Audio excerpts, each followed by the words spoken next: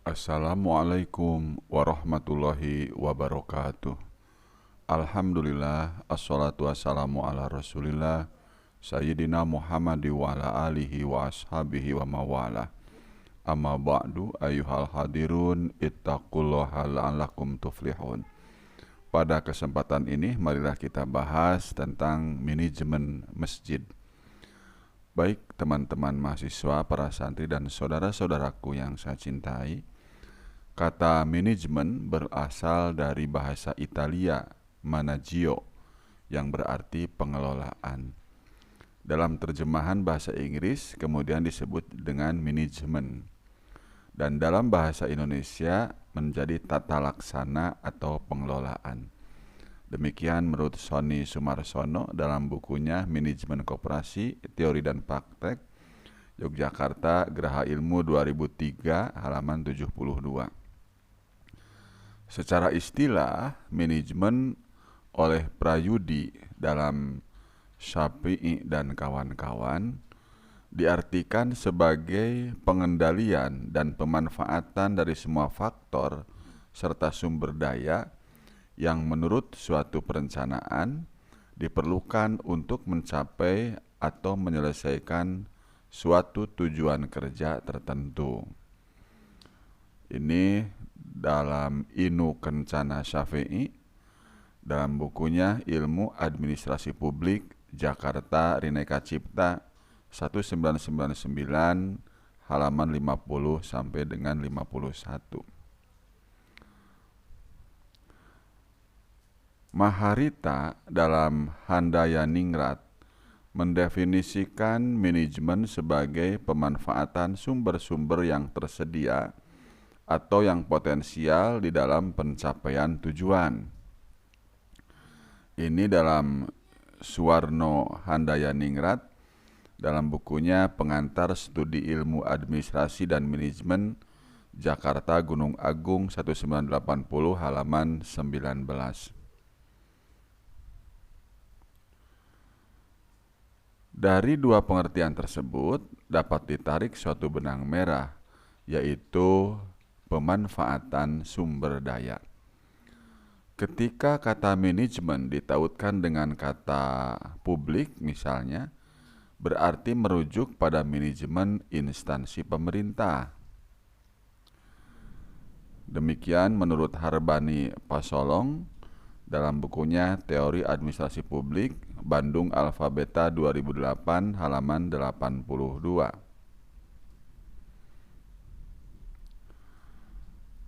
Syafi'i dan kawan-kawan menambahkan bahwa manajemen publik mempunyai warna pengabdian dan pelayanan masyarakat yang lebih menonjol. Itu dalam Inu Kencana Syafi'i dalam Ilmu Administrasi Publik, halaman 51. Hal ini jelas berbeda dengan manajemen bisnis yang bertujuan untuk mencapai profit atau mencari profit. Senada dengan Syafi'i dan kawan-kawan, Islami mengemukakan bahwa manajemen publik berkaitan dengan fungsi dan proses manajemen yang berlaku baik pada sektor publik atau pemerintah maupun sektor non-pemerintah yang tidak bertujuan mencari untung. Demikian menurut Irfan Islami dalam bukunya Dasar-Dasar Administrasi Publik dan Manajemen Publik, Malang Universitas Brawijaya 2003, halaman 55.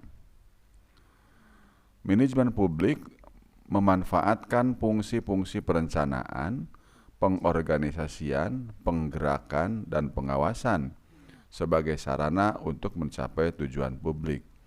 Maka ia memfokuskan daripada alat-alat manajerial, teknik-teknik, pengetahuan-pengetahuan, dan keahlian-keahlian yang dipakai untuk mengubah kebijakan menjadi pelaksanaan program. Overman dalam Pasolong mengemukakan manajemen publik adalah suatu studi interdisipliner dari aspek-aspek umum organisasi dan merupakan gabungan antara fungsi manajemen seperti planning, organizing, dan controlling di satu sisi dengan SDM, keuangan, fisik, informasi, dan politik di sisi lain.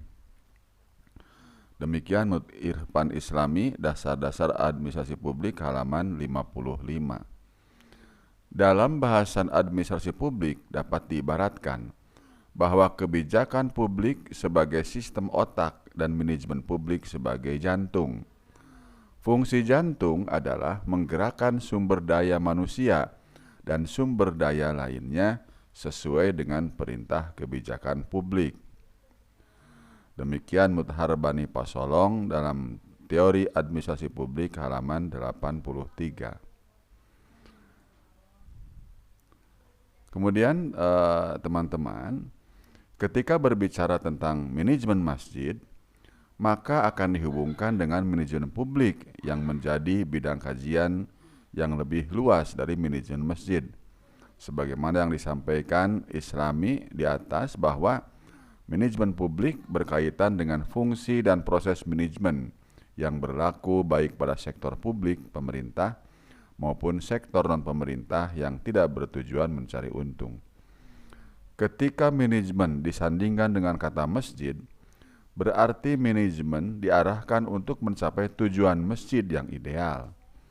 Jika boleh meminjam istilah Ghazalba, maka yang dimaksud masjid ideal adalah masjid yang berfungsi sebagai pusat ibadah dan peradaban umat Islam.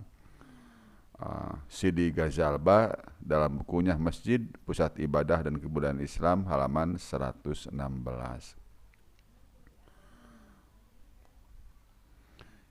yakni mendefinisikan manajemen masjid sebagai suatu proses atau usaha untuk mencapai kemakmuran masjid yang ideal, dilakukan oleh seorang pemimpin takmir masjid bersama staf dan jemaahnya melalui berbagai aktivitas yang positif.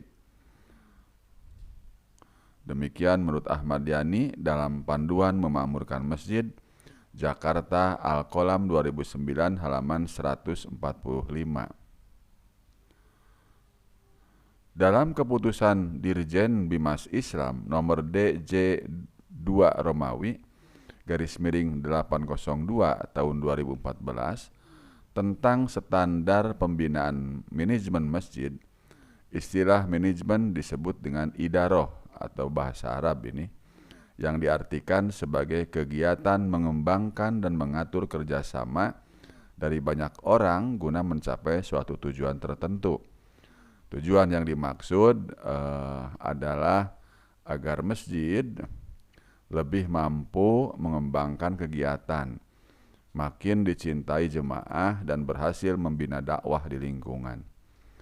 Menurut keputusan Dirjen Bimas Islam nomor DJ2 Romawi /802 tahun 2014 tentang standar pembinaan masjid, dinyatakan bahwa manajemen masjid dibagi dalam 3 aspek, yaitu idaroh, merupakan kegiatan pengelolaan menyangkut perencanaan, pengorganisasian, pengadministrasian, keuangan, pengawasan, dan pelaporan.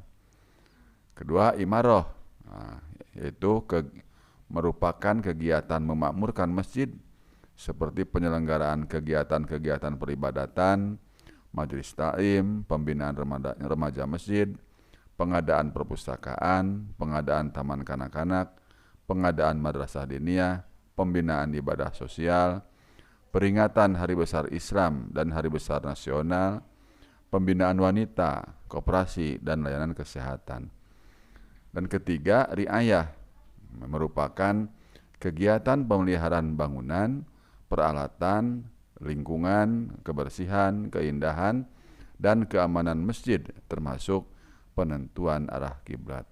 Hal tersebut juga disampaikan pula oleh Dewan Masjid Indonesia. Demikian teman-teman bahasan kita tentang manajemen masjid. Mudah-mudahan bermanfaat. Wassalamualaikum warahmatullahi wabarakatuh.